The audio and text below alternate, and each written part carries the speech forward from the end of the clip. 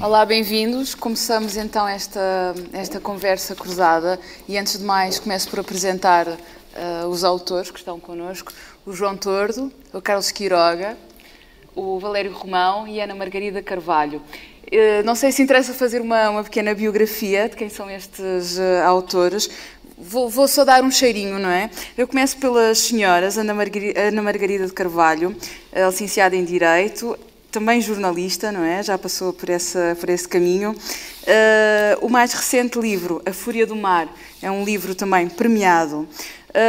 O João Tordo licenciou-se em Filosofia, jornalismo e escrita criativa em Londres e Nova Iorque, é um escritor viajado e tem vários livros, As Três Vidas, o Livro dos Homens Sem Luz, Hotel Memória, para referi-los todos, não vamos ter tempo antes de ir ao que interessa. Valério Romão lançou 2 romances, um livro de contos, publicou nas edições portuguesa e inglesa da Granta. É um informático, não é, Valério? Que se atirou no caminho da escrita. Carlos Quiroga, o nosso galego, é professor na Universidade de Santiago de Compostela, fundou e dirigiu várias revistas, como o Mono da Tinta, e foi bolseiro da investigação da Gulbenkian e da Università Italiana per Stranieri. É um revolucionário, é um lutador, é um idealista. E vamos ao que interessa, vamos ao Daniel Faria, e ao tema de Os Homens São Como Lugares Mal Situados, um poema de 1998. Daniel Faria licenciou-se em Teologia e em Estudos Portugueses. Foi para um mosteiro de Singaverga, em Roriz, em Santo Tirso, onde morreu precocemente aos 28 anos. Em vida publicou apenas 5 livros. Os poemas do Daniel não escondem uma certa desolação com a imagem recorrente da pedra, da coisa inerte, um constante pressentimento da morte. Em Homens que São Como Lugares Mal Situados, este grande poema, Daniel reivindica uma certa capacidade cristã de compreender o humano enquanto categoria, sobretudo, da sua infelicidade. A poesia de Daniel Faria pertence ao seu próprio tempo, porque se põe um vazio, ou uma ausência. Escreve sobre homens que são como lugares mal situados, como casas saqueadas, como caminhos barricados, como esconderijos de contrabandistas, como danos irreparáveis, como sítios desviados, como projetos de casas. Esses homens e mulheres referidos pelo autor usam quase sempre as personagens bíblicas como exemplos. Os patriarcas, como Abraão, os profetas, como Elias, amigos, como David e Jonatas, a mulher adúltera, perdoada, e o filho pródigo, recompensado. Dito isto, fazendo uma breve, muito breve contextualização de um autor que é grande, eu começava pelo João e por esta reflexão sobre os homens são como lugares mal situados. Obrigado, Cláudia. Queria agradecer aqui ao Festival pelo convite e por estar aqui esta manhã. E quero agradecer a vocês por terem levantado esta hora para virem ouvir-nos falar. Eu normalmente nunca preparo nada para estas coisas, mas hoje achei que devia preparar alguma coisa porque o tema diz-me muito. Os meus livros são sobre homens mal situados ou homens que julgam que estão bem situados sem o estarem. E, portanto, aquilo que eu vou dizer hoje serve só para mim e é só por hoje. E portanto, espero, se algum de vocês se conseguir identificar, ótimo. Se não, também compreendo, porque sou eu que estou a falar. Bom, enfim, não... Eu, durante anos, e estou a falar da minha vida pessoal e não da minha vida literária, achei que era livre. E achei que era livre porque exercia a minha vontade própria, não é? para todas as coisas. Fazia as coisas quando queria, como queria, e fazia tudo à minha maneira. Isto é algo que tem a ver com o tema de hoje e que tem a ver também com uma situação que se passou aqui ontem no teatro. Não sei quais de vocês cá estiveram quando foi a Mesa dos Poetas. E a Mesa dos Poetas gerou alguma controvérsia entre a Mesa das 4 da tarde, penso eu, sim. Gerou alguma controvérsia entre os poetas e o público. E a sensação que me deu foi que com aquela controvérsia, cada um estava, eles estavam nas suas próprias trincheiras e o público também tinha criado uma espécie de trincheira e sugeriu-me logo essa frase do Daniel Faria, dos homens serem lugares que estão mal situados. Portanto, esta revolta dos poetas e o exercício das vontades próprias geram sempre conflitos, e os conflitos são são naturais e fazem parte da existência. A nossa vontade própria tem esta coisa. Nós quando a exercemos, tendemos a olhar para o outro como o outro e não como parte de nós. E, portanto, o natural seria que as coisas têm graus. Não é? Os filósofos, por exemplo, os ensaístas, acham sempre que os romancistas são um bocadinho estúpidos. E os poetas acham que os romancistas também são um bocadinho estúpidos. E os romancistas tendem a achar que os guionistas são um bocadinho estúpidos. E os guionistas acham que os jornalistas são um bocadinho estúpidos.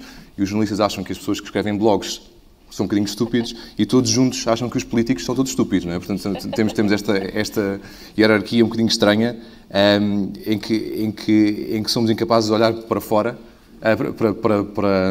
para nós próprios, e estamos constantemente a olhar para o outro e a ver as diferenças e não a ver as semelhanças, não é?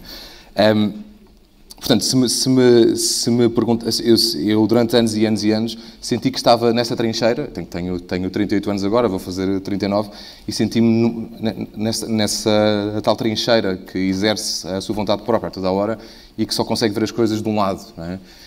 E percebi que eu escrevo livros precisamente para apelar ao nós e não ao eu. E este exercício do eu constante que nós fazemos, sobretudo quando temos profissões que nos colocam aqui e não aí, é um exercício que se pode tornar perigoso.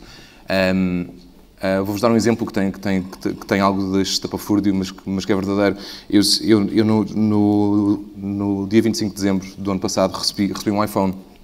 Eu não tinha telefones desses, tinha um telefone com teclas daqueles. Uma pessoa marca os números, eles aparecem e faz chamadas e manda mensagens.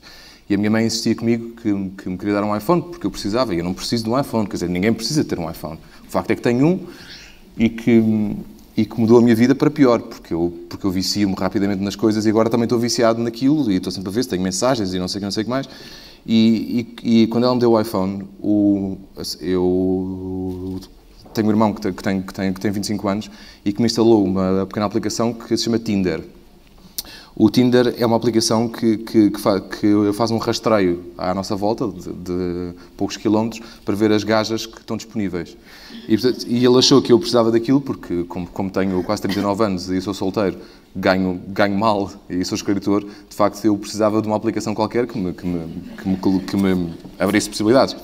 O problema do Tinder é que eu pus as minhas definições, pus as coisas todas que gostava e que não gostava e percebi que as pessoas que são disponíveis para mim são mulheres com mais de 65 anos e alguns homens. Portanto, eu estou dividido entre uma coisa e outra com estas senhoras, pelas quais eu tenho todo o respeito.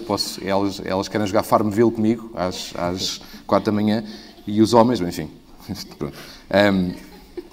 E, portanto, isto é para explicar que quando eu exerço esta vontade própria, não é? que me tem trazido sarilhos durante toda a vida,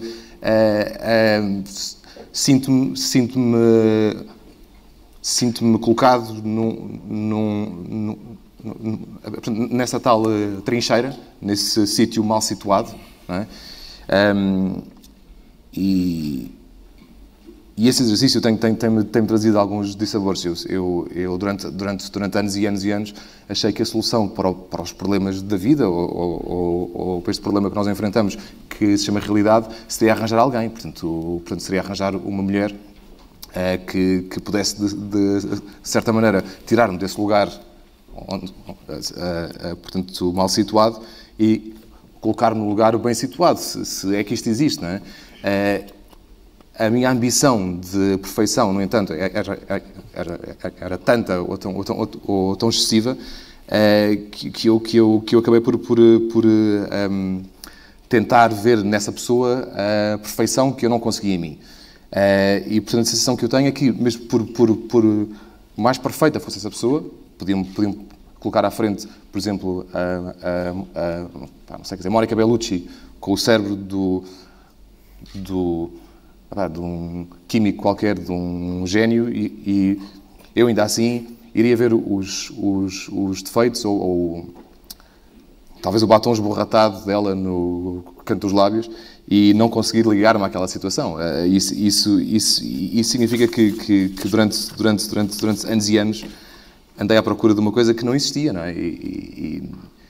E esta procura levou-me consecutivamente de regresso para mim próprio e de regresso a esta prisão a que nós chamamos que nós costumamos chamar de sermos livres, não é? E quando dizemos que somos livres, dizemos normalmente que estamos a exercer a nossa vontade própria.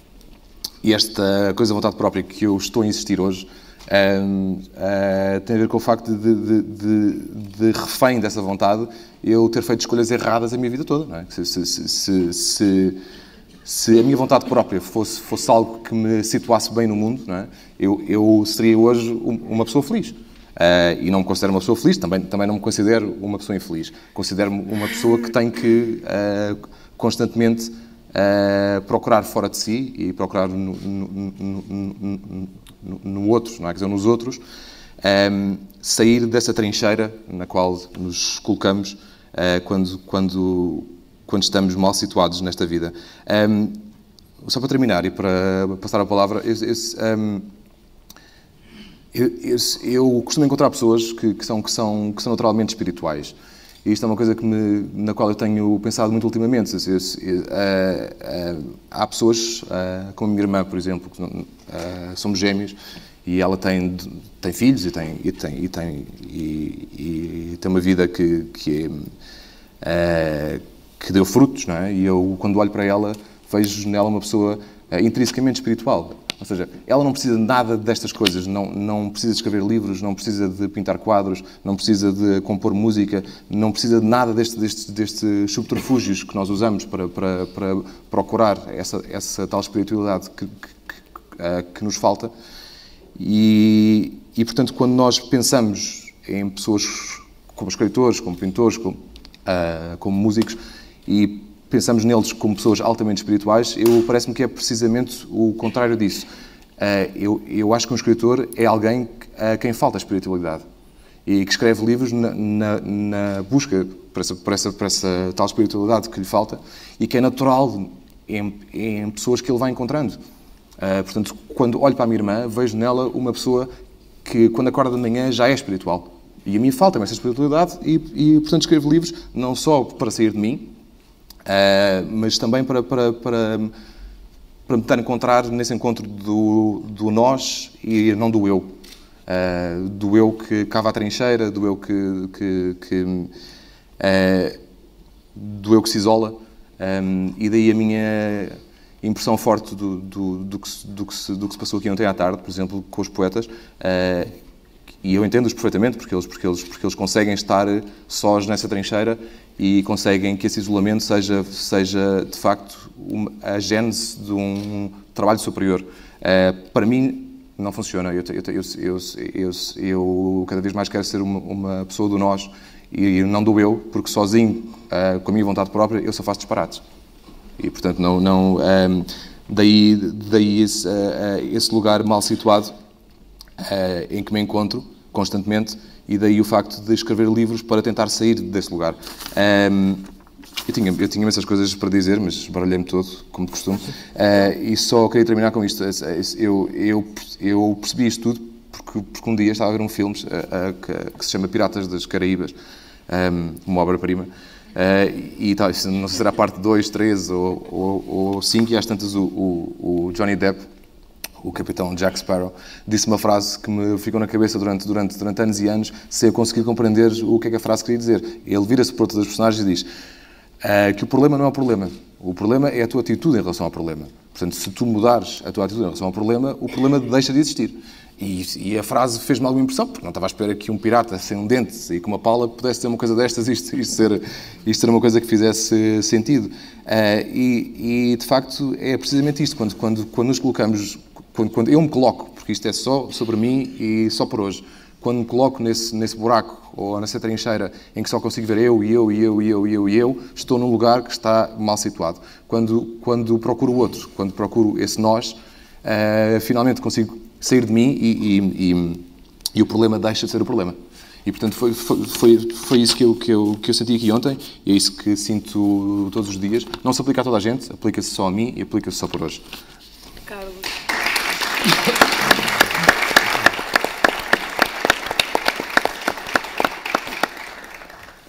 Carlos, é o eu, o tu, o nós, eles, qual é o teu lugar, se é situado ou se é mal situado? Bom dia. Obrigado por estarem aqui a esta hora, que é a fase de preparativos de outras mesas moito máis densas.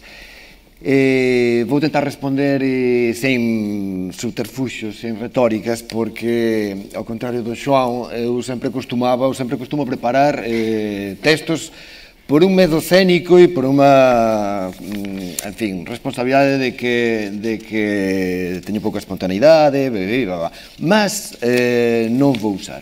Quer dizer, dígolles apenas de que, tratando de cruzar o desafío de Homes que son como lugares mal situados, Daniel Faría.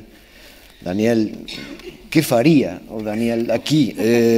Eu decidí cruzalo con a frase e o padroeiro "Quería de ti un país", Mario Cesarini, e acabei por facer unha coisa moito bonita, moito lírica, sobre o Mario Cesarini, cando eu coñecí no 6 de decembro de 1991 a Sirio Albín, e que eu tomei por un tipo aparentemente como un lugar mal colocado, mal situado. Mas a coisa mudou moito. Mas no ano pasado, como me pasei de tempo, e como isto até ten un esquema de realmente conversa cruzada, máis espontánea, pois asegúrelles que apreciou moito Cesarini, apreciei, coñecí e daría xeito, mas vou entón ser un bocado máis espontáneo, que non teño moita, e vou falar do fillo de Putin, como un exemplo de tipo mal situado. Non, eu non teño nada. O Rufato anda escrevendo sobre a súa primeira vez, parece que foi tamén con un ruso. Esta non é... Eu vou tomar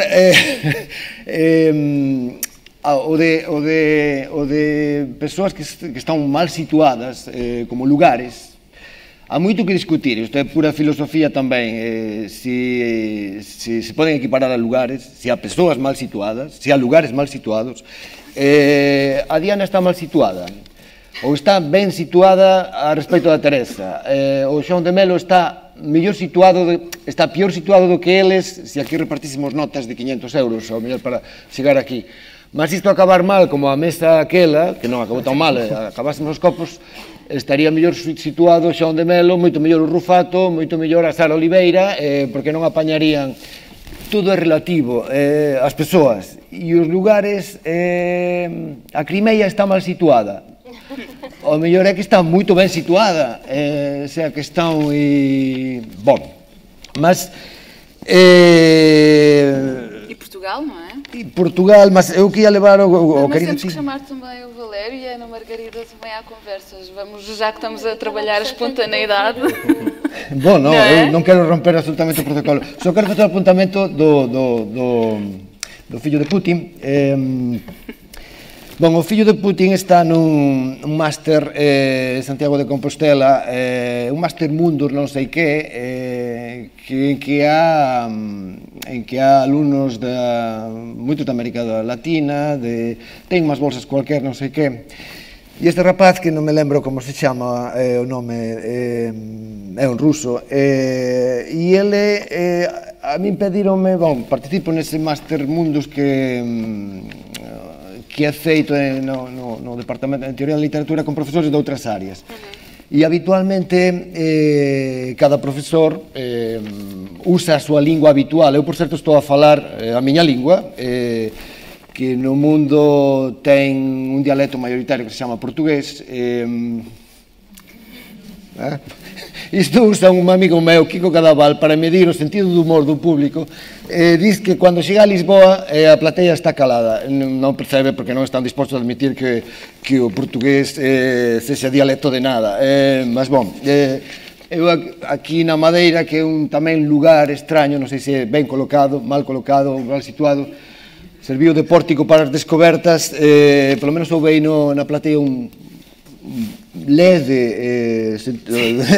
Bom, estou a falar na lingua do meu país, que era o que ia falar a respeito do fillo de Putin. O fillo de Putin sempre se coloca o mesmo problema con moitos destes alumnos que veñen algúns pasan pola Inglaterra, pasan pola Franza, 11 universidades confederadas nesa coisa. Entón, moitos deles non saben, cando chegan a Santiago o lugar, eles acham que está mal situado, porque esperan que as aulas sexan, moitos deles pensan tamén practicar español, e que os profesores ou van leccionar en inglés ou en español. Eu, a miña coisa, a miña que é optativa, é de escolla, non ten por que... Eu uso esta lingua habitualmente, mas non sou nen un revolucionario, nen un brutamontes, nen un... por sentido común. Os revolucionários são brutamontes? Non, mas ten un aura de radicais e de monolíticos, e eu non teño, ainda que alguén teña dito, bon, entón, con sentido común, se unha maioría, eu sou capaz de falar español, non teño nada, bon, tamén era unha ironía que aquí non se percebe, mas, bon, entón, se unha grande maioría, eu teño certo pudor porque algúns ex-alumnos do grau están lá, e entón eu, por cuestión de honra e de tal, eu quero manter a idea e a imaxe de que sou un galego falante, ou, en fin, permanente, monolítico, e que dignifico o idioma tamén en uso académico, entón non quero nen defraudar esa imaxe, nen contradicer, para alén de que é naquilo que me traballo, ou con aquilo con que traballo. Se me peden que participe niso, participo con aquilo, con os instrumentos, usando exemplos da literatura portuguesa, etc. e tal. Entón, sempre aparece algunha persoa un bocado deslocada que axa, bon, entón, como non, isto como non é ou en inglés ou en español. Este lugar non está na España. Entón, o fillo de Putin, sempre há un acordo cordial. Se unha grande maioría ten problema, pois sou capaz de ir traducindo simultaneamente ao español, mas quase sempre o acordo é falar devagar, como esas persoas xa levan aí todo o ano, pois xa se van rozando con outras persoas e ouven outras coisas que son diferentes do español. E onde estamos? Que é isto? Isto non é España. Na verdade, quen están mal situados acaban por ser eles, porque podían aproveitar a circunstancia para aprender máis outra coisa. O fillo de Putin, non sei se é biolóxicamente fillo de Putin, mas un colega chamoulle que era o fillo de Putin, porque ninguén se lembraba daquele apelido, daquele nome extraño. Foi unha persoa que colocou graves problemas a ponto de ir falar con o coordenador do máster, a ver isto que é, porque exixían que fose en español o curso. Depois mudou de materia. Entón, os colegas chamabanlle o fillo de Putin. Non chegamos a verificar se era biolóxicamente o fillo de Putin, mas consta para todos que é o fillo de Putin que estaba lá facendo o curso. Entón, ele non sei se chegou a aprender outra coisa co español, ou probablemente, infelizmente, quase se pode pasar por Santiago, pola Galiza, sen ter que saber galego, aprender galego, en fin, creo que iso con o español. Mas, bon, todo isto dábame pé, supoño que, como optei por esta liña, mas tú podesme cortar en cualquier momento e meter o Valerio. Estamos todos a gostar. As anotações pretendían ahora leválo para ese país, ese lugar mal situado que é a Galiza. Está realmente mal situado ou é que está demasiado ben situado? Eu teño aquí unha serie de anotacións porque non me lembro das datas concretas, e sempre dá moito xeito para contar algunhas coisas que todo o mundo sabe e outras que deberían saber sobre a historia común, que non toca a madeira, mas que a madeira é como pórtico das descobertas que levou a que Portugal crecese dunha maneira disparatada con aquelas colonias polo planeta inteiro e levase esa mesma lingua por aí. Mas se se contase a historia de un país con ese esquema decimonónico de fin do século XIX, en que a historia comezou a ligar ao relato histórico da chamada nación, ligando a unidade política, país-nación, con o de comunidade coesa, cultural, gastronómica, lingüística, etcéteramente. Bon, há 2500 anos que os gregos falaron do Calaicoi, unha comunidade no noroeste, que depois sería aproveitado o nome pelos romanos para aquilo da Galaecia, que chegou até o Douro sistematicamente, en certa altura chegou tamén até o Texo. A historia que teño aquí relatada, que xa non cabe, colócanos con ese Afonso Enríquez, un galego mau fillo, que se revolta contra a mai. Entón, lévanos a lingua e deixanos o nome, porque aquilo era Galequia, o condado portucalensis era o condado da cidade do Porto, e a Galicia chegaba máis para baixo. A pequena provincia da Lusitania, esas coisas que todo o mundo sabe, ou senón que deberían saber, pasa a incorporarse e toma o nome de Portugal, e entón ese outro lugar mal ou ben situado, que era o meu país agora, onde o fillo de Putin ia pretendendo que fose outra coisa, fica ligado a outra realidade política que determina o seu futuro e que determina agora que unha persoa posa pensar que está mal situado, que é un lugar mal situado, mas realmente está mal situado ou está demasiado ben situado, porque sempre foi un lugar de privilexio para o tránsito marítimo e a ligación entre o Mediterráneo e o Atlántico desde a época celta. Mas esas terras tan ben situadas acaban por estar no peor lugar, no peor espazo como a Crimea, porque son apetecidas polos demais. Por tanto, a resposta creo que depende máis do resto e do contexto do que do propio espazo e do propio lugar. E só quería acabar, supoño, non? Os que nos colocamos na disputa de que o espazo, deste espazo, e voltando ao padroeiro, o país, quería de ti un país, colocámonos na disyuntiva de querer un país e chamarlle país e unha nación a iso en que traballamos. Negámonos a emigrar, separamos os pés, que por certo está sendo unha realidade brutal de novo e da xente máis xoven e mellor preparada, separamos os pés e resistimos. E teño aquí, por si me esquecía, ese himno, xa que este encontro da Madeira é tan brasileiro, digo pola Adriana Calcañoto, ese outro himno do Caetano Veloso, Lingua, gosto de sentir a miña lingua, rezar a lingua de Luis de Camões, gosto de ser estar e quero medicar, e quero confusar, bon, que ten un apartado final que nos liga ao Pessoa: a lingua é a miña patria, e eu non teño patria, teño matria, e quero fratria.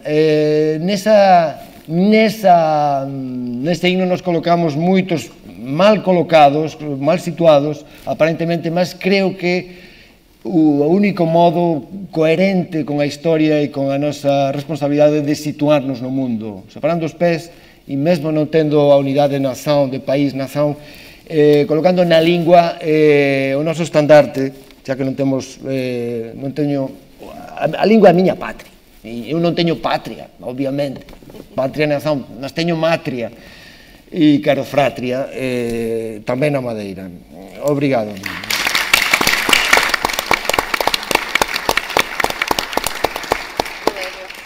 Valério, podemos então ouvir-te.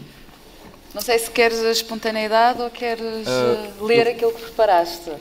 Eu não preparei muita coisa, tirei uns apontamentos e depois estava a pensar fazer uma coisa tipo jazz e ir buscando aqui algumas coisas fixas. Sendo que o Carlos é o contrabaixo. Sim, posso. Esta frase, este verso do Daniel Faria, leva-me a pensar, em primeiro lugar, que, para além de ser belíssimo, porque homens que são como lugares mal situados, reflete aqui uma imprecisão em que o próprio leitor se pode imiscuir. Eu posso ser este homem. Na minha versão, eu diria que todos os homens são lugares mal situados. E isso leva-me a pensar que um verso pode ser todo um programa, pode ser todo um espaço de decantação de saber. E neste caso, este verso, aquilo que me leva os caminhos que eu segui a partir dele ou de encontro a ele, foi os caminhos da reflexão sobre a nossa condição enquanto humanos. E se calhar isto vai ser um bocado, vai ser uma mistura filosofia, moral, qualquer coisa assim do género, talvez seja aborrecido, espero que não, mas não, para ser honesto teria de vos contar os caminhos que segui e as imagens que fui vendo para que isto tenha algum sentido. E o que eu acho? Todos nascemos com uma flagrante sensação de inadequação ou incompletude. O que é perverso, para além disso, é que nascemos com essa sensação e nascemos com a necessidade de resolvê-la. E a resolução dessa sensação de inadequação, que é bastante difusa, nesse sentido, estamos sempre mal situados, ou pelo menos nascemos sempre mal situados. Essa resolução também nos está vedado, de algum modo, o acesso. Portanto, nós nascemos, como diziam os gregos, e parte desta reflexão vai-me levar também aos gregos e àquela cultura absolutamente notável, que foi como uma espécie de epifania na história da humanidade. O problema da inadequação de como estamos constituídos tem que ver, sobretudo, com o problema de não termos um espelho adequado para nos vermos, e então tudo o que nós procuramos na vida, desde o espaço cósmico até às estruturas moleculares, é, no fundo, uma forma de encontrar o saber no mundo, é uma forma de encontrar uma maneira de eu estar completo, ou de me sentir completo, ou de perceber onde é que estava a incompletude e de remendar-me, digamos. E nesse sentido estamos um bocado, direi, amaldiçoados, porque nascemos entre os deuses e os animais, sendo que os deuses são completamente transparentes para si próprios e os animais são completamente opacos para si próprios, e nós temos uma abertura, um ponto de vista, e um ponto de vista inacabado, que exige de si próprios respostas que é incapaz de produzir, na maior parte das vezes. E isto faz-me, ainda regressando aos gregos, aliás, o Heidegger costumava, já numa fase tardia, farto já de escrever Dasein, por tudo quanto é sítio, porque era assim que ele chamava o humano. Não há uma tradução formalmente adequada para o termo. Já escrevia, numa fase tardia, em vez de escrever Dasein, escrevia um X e depois riscava o X. A dupla incógnita, a incapacidade de se perceber como incógnita e a incapacidade, percebendo essa incógnita, de a perceber. E nesse sentido, o estar mal situado é... Vamos fazer agora um salto temporal. Estar mal situado, em que medida é que estamos mal situados? E em que medida é que procuramos resolver essa inadequação perante as coisas, perante o mundo e perante nós próprios? Temos formas de mitigar isto, temos algumas formas de mitigar isto. Por exemplo, o álcool é uma forma de mitigar a nossa inadequação, a poesia também, as guerras são uma forma exacerbada de dar vazão a impulsos que existem desde sempre e que têm que ser contidos pelo verniz civilizacional, que por sua vez também não é muito espesso. Na Grécia Antiga, as coisas não funcionavam desta maneira porque ainda não tinha havido um divórcio tão radical entre aquilo que pensamos e aquilo que vivemos. O magnífico e histórico Diógenes, o primeiro dos cínicos, de cujas histórias depois são... as histórias que nos chegaram são absolutamente brilhantes, era um cínico porque pensava como vivia. Portanto, ele vivia num barril, daí o termo cínico, porque vem do grego kuinikos, aquele que vive como um cão. Ele vivia realmente como um cão, não tinha posses, andava de dia por Atenas com uma lanterna acesa, uma lanterna a azeite, à procura de... E as pessoas passavam por ele: Diógenes, para que a lanterna? Estou à procura de um homem. E era, nesse sentido, absolutamente honesto, e conciliado entre pensar e viver, que os gregos tentavam resolver esta, chamemos-lhe, inequação que é a nossa condição do mundo de estar sempre, de cada vez que nascemos, mal situados. E essa resolução, que os cínicos faziam de uma forma, os céticos de outra, os estoicos de outra, sempre cada um deles absolutamente comprometido com a sua teoria. Agora temos teorias, eles não tinham uma teoria, a teoria era uma forma de vida. Progressivamente fomos fazendo essa separação, Há modestas exceções e raras na história da filosofia ocidental. Vou lembrar, por exemplo, de Kierkegaard ou de Wittgenstein, de pensadores que tentaram viver de acordo com aquilo que pensaram. Como dizia o Kierkegaard, o filósofo sistemático constrói castelos e vive na casota do cão.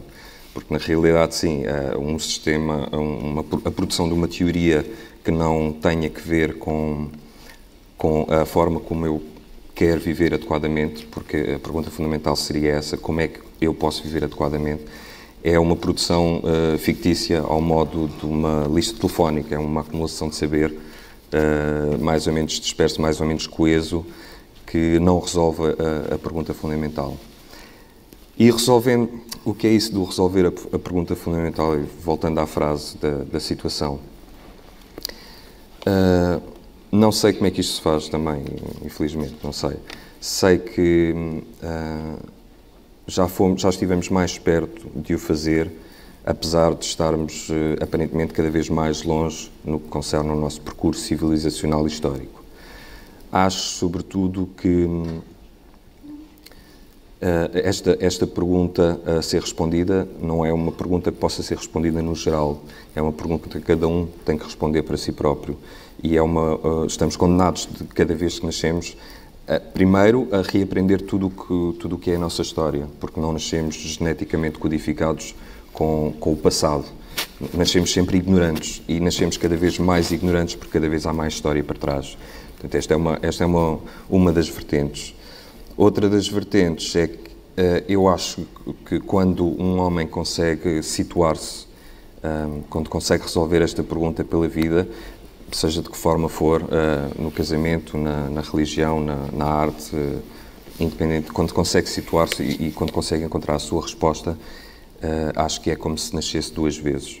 Nascemos quando nascemos, inadequados, e nascemos outra vez quando nos conseguimos encontrar. E era isto que eu queria dizer. Obrigado.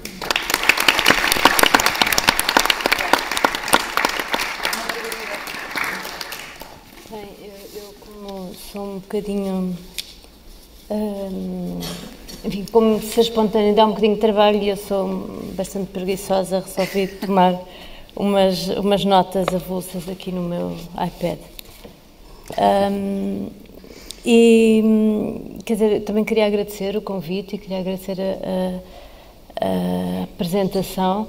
Eu, neste momento, sinto-me especialmente bem situada aqui, gostei imenso das vossas intervenções. Queria agradecer também a assistência a estas horas. Eu não costumo falar oralmente, como se diz agora, a estas horas da manhã, quer dizer, nesta altura. Também se falasse de outra maneira, sei lá, se fizesse uma linguagem gestual, se calhar exigia mais energia que eu de facto não tenho a estas horas, mas agradeço muito a vossa presença, porque está um dia de sol e podiam estar na praia e isso é admirável.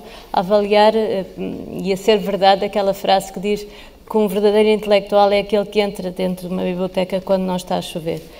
Bom, e então espero não vos maçar e espero que não adormeçam, e se adormecerem eu prometo falar baixinho para não vos acordar. Então, esta frase, que de facto isso foi uma coisa que nos tocou a todos, eu pensei que fosse particularmente a mim, mas já vi que não. E a primeira coisa que me ocorreu foi um filme do Woody Allen, que já é um bocadinho... É um filme um bocadinho esquecido, enfim, entre a meia centena que ele já fez, e que se chama Stardust Memories, é de 1980, não sei se têm presente, e é uma espécie, enfim, é um filme muito experimental, é uma espécie de devaneio feliniano, é preto e branco, um bocadinho ao estilo 8,5, em que um realizador, que é interpretado por ele próprio, anda muito torturado, como sempre, pela fama e pelas questões criativas, e toda a gente está sempre a amassá-lo e a dizer, sabe, de antes, os seus filmes humorísticos, esses é que eram bons. E ele está farto desta conversa e depois encontra uns aliens e eles dizem, sabe, os seus filmes humorísticos, esses é que eram bons. Bem, mas a certa altura no filme, esse personagem, que é um realizador, esse tal, que é ele próprio, o Woody Allen, está num comboio de passageiros, não sei se alguém se recorda desta cena, uma carruagem muito sorumbática e rodeada de pessoas também muito sorumbáticas e velhotes cabisbaixos e tristes e chorosos e tudo muito cinzento e muito deprimente, e de repente do outro lado da linha para outro comboio e ele através da janela vê o interior festivo dessa outra carruagem que está cheia de luz e de riso e champanhe, uma grande festa, até a Sharon Stone está lá, e ele percebe-se automaticamente que este não é o meu comboio, aquele é que é o meu comboio, eu quero ir para aquele comboio, eu estou no comboio errado. Ainda se levanta, tenta correr, mas já não há nada a fazer, o outro comboio já vai em andamento. E ele fica naquela carruagem e fica ali como à espera de um comboio na paragem do autocarro, como à espera do comboio na paragem do autocarro. Isto não sou eu a gaguejar, isto estou a dizer em versão dupla porque é mesmo um refrão do Sérgio Godinho. Isto é tramado, de facto, se apanhamos um comboio errado e até podem dizer-me que não estamos à espera de comboio nenhum e que aqui na Madeira até não há comboios, e eu digo, bem, se pensam vocês, estamos, sim senhora, sempre à espera de um comboio. Estamos todos, ou somos todos, em algum momento da nossa vida, ou sempre, homens como lugares mal situados. E eu, pelos vistos, toda a gente sentiu isto, mas eu senti em relação a este verso e este poema, mas também em relação a muitas, em particular em relação à música e à poesia, embora a prosa também às vezes seja tão maravilhosa que às vezes se sente chover, não é? Consegue-se ver chover num bom texto, enfim.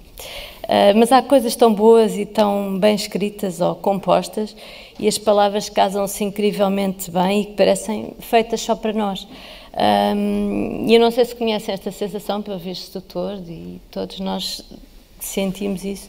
E é uma enorme presunção e eu peço desculpa por este momento tão ptolomaico, mas de facto não é qualquer obra que nos faz sentir assim no centro do universo.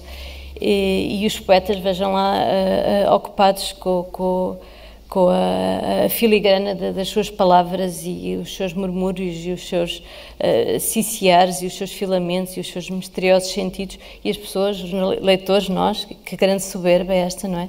Achar que aquilo foi escrito de propósito para nós, como se estivessem aqueles versos ali sempre à espera que nós os lêssemos, como se assim só se fechasse um círculo como uma casa que se habita e nunca mais se sai dali, e onde tudo acontece para nos pertencer. Esta é uma definição de Virgílio Ferreira. Eu acho que isto também pode ser uma definição da literatura, entre parênteses, a boa. Bom. Mas é sempre isto, de facto, nós não vemos as coisas como elas são, nós vemos as coisas como somos, não podemos sair daqui. E este verso diz-me muito particularmente, mais até aquele que aparece muito citado, as mulheres aspiram a casa para dentro dos pulmões. É muito bonito, mas eu sinto-me mais identificada com o homem mal situado. E, portanto, selecionei aqui alguns exemplos de um bocadinho de uma forma aleatória. Eu não sou nada florbela espanquiana, garanto-vos, mas leio aquele verso e é amar-te assim perdidamente, é seres alma e sangue e vida em mim. E eu acho que esta conjunção conclusiva, não é? O assim, a seguir ao verbo e depois o advérbio de modo, eu acho que isto é tão perfeito que eu fico mesmo a pensar que eu gostava que a Florbela Espanca se apaixonasse assim por mim, assim, perdidamente. E depois, por exemplo, a Sofia, as pessoas sensíveis não são capazes de matar galinhas, porém, são capazes de comer galinhas. Eu sinto-me radiografada por este verso.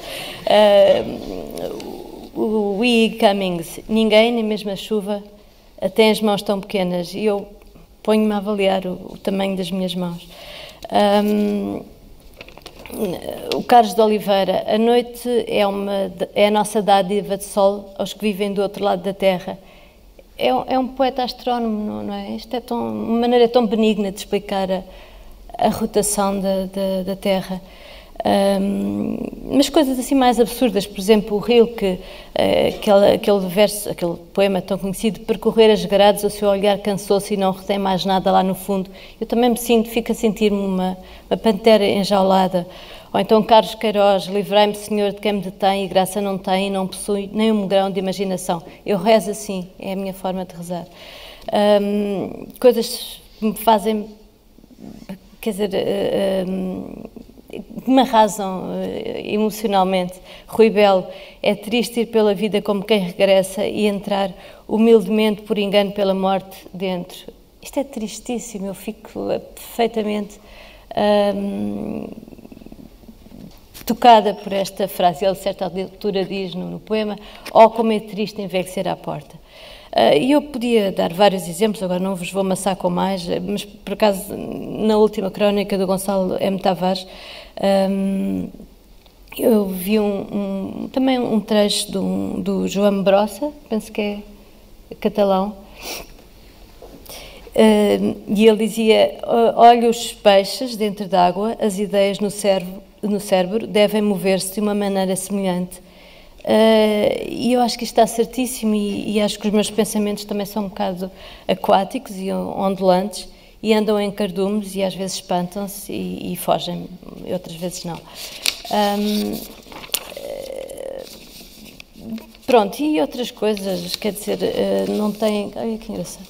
Não têm que ser frases particularmente espirituosas, mas, por exemplo, esta do Einstein também é tão conhecida, que diz: devemos fazer tudo o mais simplesmente possível, mas não mais simplesmente do que isso. Eu acho que isto se aplica a tudo. Ele, com certeza, estava a pensar numa equação, obviamente, mas eu acho que isto se pode aplicar à literatura. O Plínio, que me persegue, coitado, o senhor escreveu que, sei lá, no século III ou IV depois de Cristo, é 100 anos, o que é que isso interessa, enfim, em que ele diz: nem um dia sem uma linha. Isto angustia-me imenso, ele a segredar a todos os... Por acaso ele falava com um pintor, referia-se aos traços, mas isto também me angustia. Quantos dias já passaram e eu não escrevi uma linha? Mas outras coisas, todos os homens são maricas quando estão com gripe. Eu acho isto Vitorino, eu acho que é um bom ponto de vista. Isto para exemplificar tudo o que é bom. Eu sinto que isto é para mim, pode ser um assunto para o meu psicanalista, que eu por acaso não tenho, mas vou ter que arranjar. Mas por acaso, num livro único que eu escrevi, as minhas personagens são como lugares mal situados. Portanto, Vítor, eu senti esta mesa também muito para mim. E desculpem este egocentrismo. E então eu penso neste homem porque eu já tenho uma simpatia enorme e já despertou em mim uma emoção mista de pena, de compaixão e de simpatia, como eu já disse. E porque ele está num lugar mal situado, portanto é mais do que uma despertença, é mais do que uma deslocalização, é uma espécie de desolação espacial, é uma espécie de homem ectópico. Este é mais para o Valério Romão.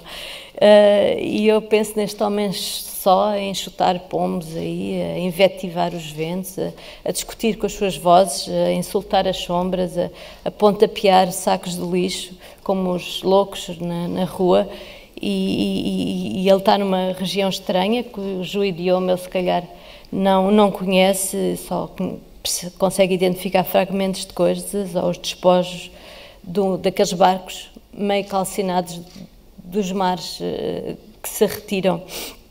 E quando estende a mão, esse homem não está lá nada porque o sítio está mal situado, é um sítio legível no mapa, é o sítio que está desaparecido dos radares. E nós, que dentro da nossa galáxia até vivemos num planeta bem situado. Se pensarem bem, não está demasiado perto nem demasiado longe do Sol, mas teve um infortúnio de ser o pior nomeado do Sistema Solar, porque, como nunca foi descoberto por ninguém, ou seja, vivemos num planeta que não foi encontrado na lente de um telescópio de um eufórico astrónomo, então ficou Terra, que é o nome mais prosaico, e não levou um nome de um deus grego, ou romano, como Mercúrio, ou Vênus, Saturno, ou Neptuno, enfim. Mas, por um lado, também penso que, agora só para terminar, que é bom que nos destituemos um bocadinho e agora apelo outra vez e remeto outra vez para aquele texto fantástico, não sei se já falei disso, estou a dizer outra vez, mas pensei só, se calhar, no texto de Hélia Correia, em que ela apela à caridade lexical. Portanto, era bom que nos destituemos um bocadinho e ter sempre em conta que se calhar somos apenas o terceiro calhau a contar do sol e que se calhar vivemos apenas na fase bem-sucedida dos mamíferos e que às vezes essa dessituação pode ser interessante, como fora de campo no cinema é muito sugestivo, como aquela pausa naquela música da Adriana Calcanhoto que ouvimos ontem, aquela, como é que é? Devolva-me, quando ela diz, faz uma pausa, as cartas que eu tenho, não sei o que, depois faz uma pausa enorme e diz, devolva-me, a canção fica toda ganha naquele momento. E quando nós estamos um bocadinho dessituados e quando se calhar conseguimos a capacidade de ler a parte de trás das frases, que às vezes é mais interessante, e para isso é preciso desviar-nos um bocadinho e o nosso ângulo de visão não ser em linha reta e também ter um ângulo um bocadinho oblíquo e às vezes de facto estar num lugar mal situado pode trazer algumas vantagens, porque eu acho francamente muito perigoso este conceito de estar tudo no seu devido lugar, esta frase, não é?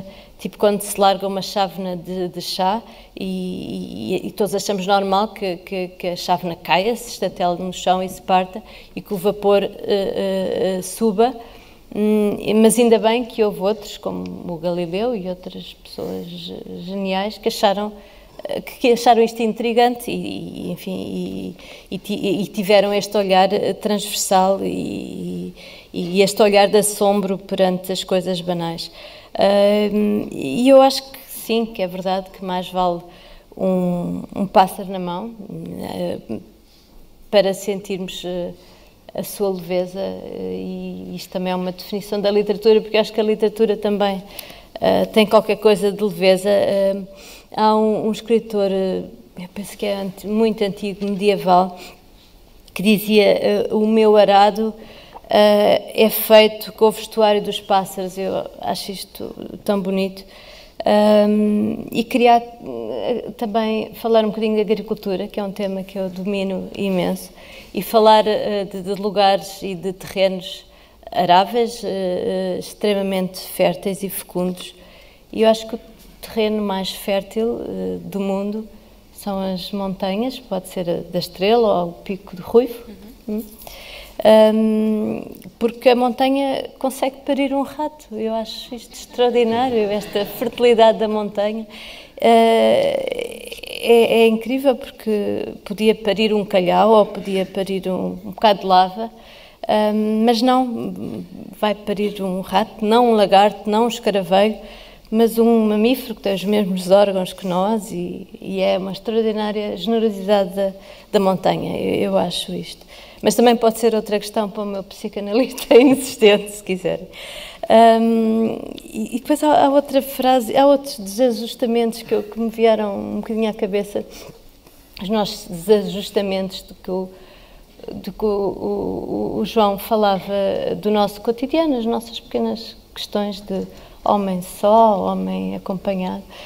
E há uma frase tão boa que eu acho que merecia um poema, e já existe, nem que seja em aramaico, porque eu acho que a frase deve ser a frase mais antiga e mais dita, e todos nós já ouvimos e todos nós já dissemos, e que geralmente esta frase serve para desbloquear ou bloquear uma situação, e há quase uma acrobacia, porque significa dar com os pés em alguém ao mesmo tempo, recebendo ao mesmo tempo um pontapé.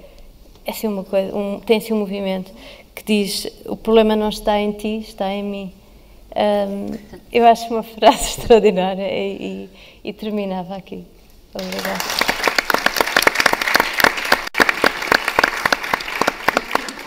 E como também estamos quase a acabar o nosso tempo de mesa, há uma mesa já a seguir, abríamos espaço para questões.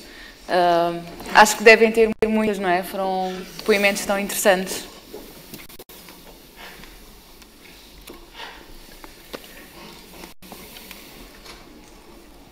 Tens alguma questão, Carlos? Quanto público. tempo temos? Tenho montes delas. 10 minutos, sim. Milhares. Sim, acho que sim, era giro. Eu queria perguntar ali àquela senhora. Isso é tipo escola. Toda a gente olha a falar. Não, mas tem que ser um de cada vez. Todos ao mesmo tempo. Não se atropela. Posso meter-me com o João? Posso implicar com ele? A última vez que veio a última não, a penúltima, lá em novembro. Ele é mal situado num palco. Fez aí contou uma história do Saramago no Brasil. Ah, o Saramago no Brasil, sim. E a língua e o sotaque e tal. E o João sim, será bastante interessante. Quer dizer, que eu não tenho a certeza se é ou não verdadeira, mas disseram que é verdadeira. Mas como nestas coisas uma pessoa mente um bocadinho, né, e quantas coisas provavelmente não são verdade. Mas depois o João acabou com a frase, claro, porque o comentário do Saramago no Brasil é que alguém da plateia disse: o senhor não se importava de falar mais devagar. E o Saramago, que já era Nobel e tal, e o Saramago respondeu: a língua é minha ou o sotaque é seu? O sotaque é seu, a língua é minha. O que é, e então o João, lá em Santiago, bem situado no palco, de repente disse: claro, porque a língua é minha, é nossa, é minha. E então passou imediatamente a estar mal situado. Porque disse: como? A língua é tua? Porque usei a minha vontade própria. Estás a ver? Estás a ver o que é que acontece? Mas depois salvamos a situação. Se tivesse ficado caladinho, que é o que eu faço hoje em dia, teria corrido melhor. Mas bom, podes estar falando horas sobre este assunto e provavelmente qualquer dirá... Não há questões mesmo? Ninguém? Não. João de Mel. Primeiro queria protestar contra este como. O como... obrigado. Queria protestar contra o como. Devia ser homens que são lugares mal situados. Todos nós o somos e aqui, hoje, em palco, houve muitas provas disso. E depois, exclamar de admiração com o tema da mesa seguinte, que fala que todos os lugares são no estrangeiro. Parece que começamos a ter lugares e a estar situados.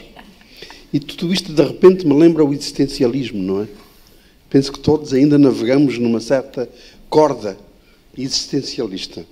E então eu pergunto a vocês, jovens, impetuosos, talentosos e amáveis e simpáticos e amigos, se pode existir... e outra injustiça. Não se dá um tema destes a uma senhora. Ana Margarida foi claramente discriminada. Foi claramente discriminada neste debate, não é?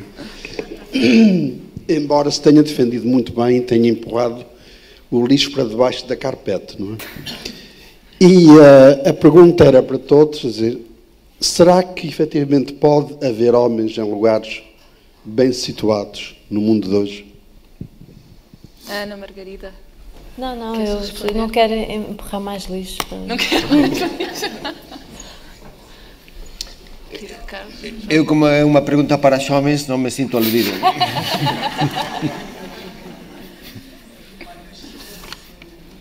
O João o Valério também. Não quer responder. Sim, é uma pergunta para os jovens.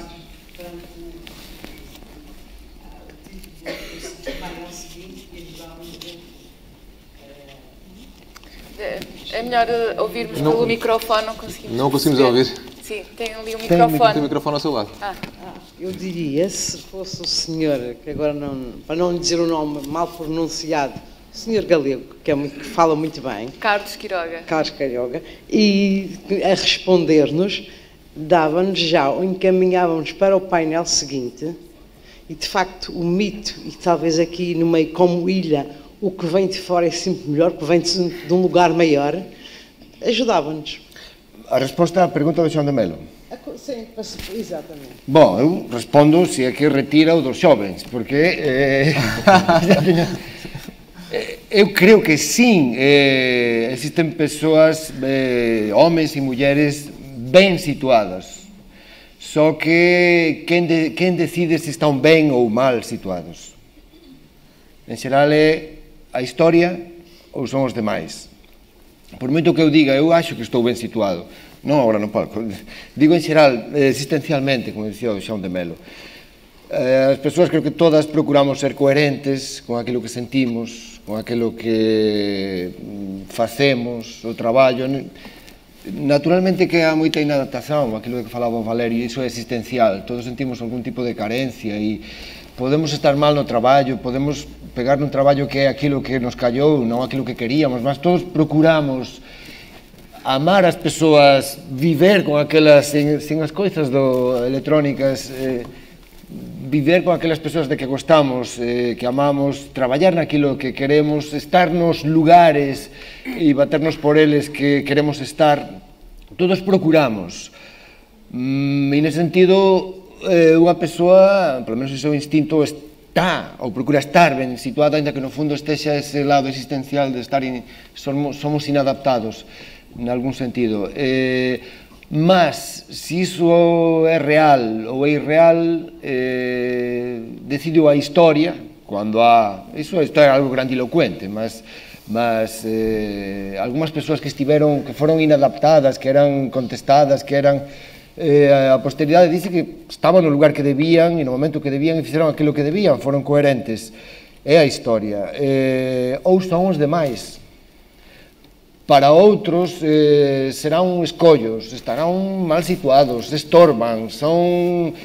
Mas é o contexto, é os outros. Eu creo que todos e todas procuramos responder afirmativamente a esa pregunta do Xón de Melo. Procuramos estar ben situados. E se nos van a obrigar a subir un palco, procuramos preparar alguma coisa, non facer má figura e estar ben situados, ainda que ao final, ao mellor, non o consigamos. Posso acrescentar uma coisa rapidamente? Sim, João. Essa coisa de estar bem ou mal situado também tem um bocadinho a ver com aquilo que falou o Valério e falou a Ana e o Carlos, dessa insatisfação e desse quebranto que nós sentimos quando nos deparamos com as necessidades e as vicissitudes da vida. Quer dizer, há pessoas que estão sempre bem situadas, como o Miguel Relvas, por exemplo. Quer dizer, o Miguel Relvas será alguém que nunca estará mal situado porque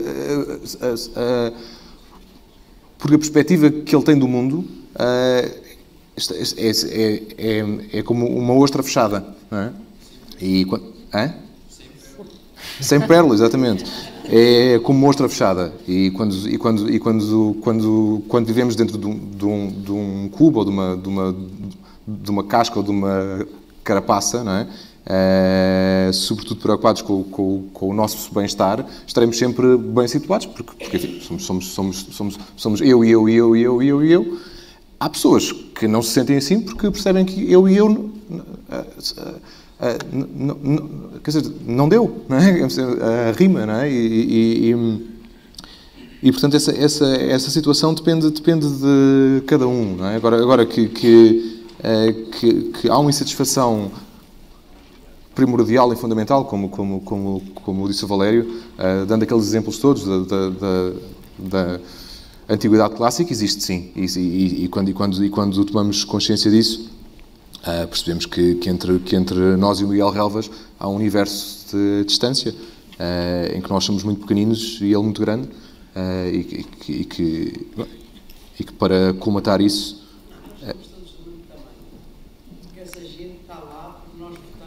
Com certeza, claro. Não, eu estou a dar um exemplo radical, percebe? Porque eu fico espantado como é que o egoísmo e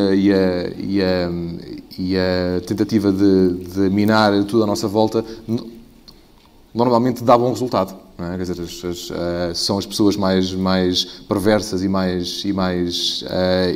que menos consideração têm pelo próximo, que normalmente chegam mais longe. Isto é uma coisa quase histórica, não é? Não estou a falar de cor, podia dar inúmeros exemplos de tiranos ao longo da história que levaram a sua avante, não é? E de boas pessoas que nunca conseguiram fazer nada de jeito a partir do momento em que saem da porta de suas casas. Portanto, esta aceitação desta incapacidade de sabermos quais são as coisas certas e quais são as coisas erradas, e portanto, em última análise, é quase uma questão de fé, não é? Nós movermos nesta vida fazendo as coisas de uma maneira, do modo que nos pareça verdadeiro. Okay. E se o fizermos...